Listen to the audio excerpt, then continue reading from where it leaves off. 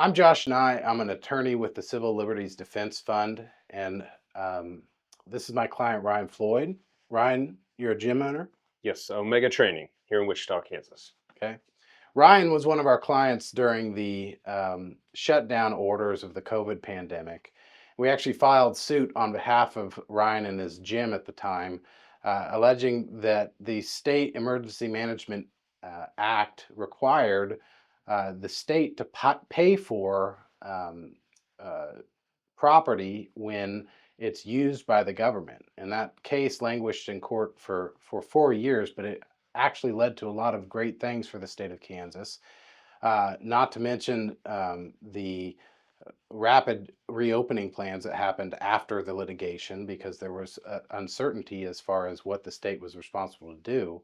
But Ryan was actually part of a movement to go to the state legislature to say that if you're going to shut down targeted businesses like gyms, we think that you should provide some compensation. So, Ryan, can you talk about your involvement in that legislation, either through us or personally? Yeah, basically, what the reason why I got on board with it was to have the backbone of small business. Hmm. I rep small business all the time. Try to be as much involved in our local community as possible, and we were the ones that were hit the Hmm. hardest.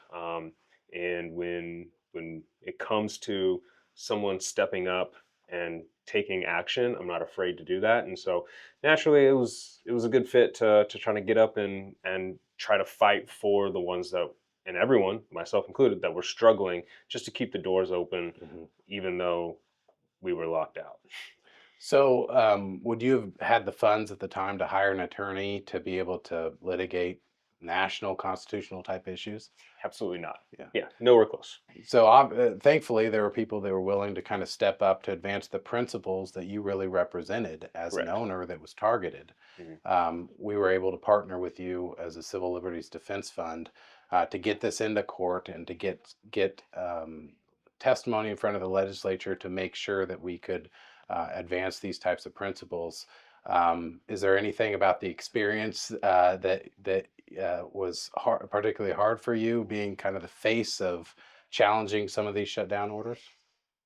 Um, just more or less like the experience with the actual lawsuit or experience through COVID and the With shutdowns. the lawsuit of being kind of a public face now that you're challenging constitutional or statutory principles. Um, Personally, I don't have issues with that. I like I stand for what I stand for, and I'm not afraid to speak up Mhm. what needs to and fight for the people who help our organization and help our community. Mhm. So being involved was a blessing Mhm. for me. So I could fight and do what we can to avoid future shutdowns or make sure that when the if the state needs to shut down again, they know it's going to cost them Mhm. versus just saying, hey, boom, Yeah. we can shut down whenever we want for however long we want with no repercussions. Well, no, there's for every action there's a equal or Opposite opposite reaction. reaction. Yeah. Yeah.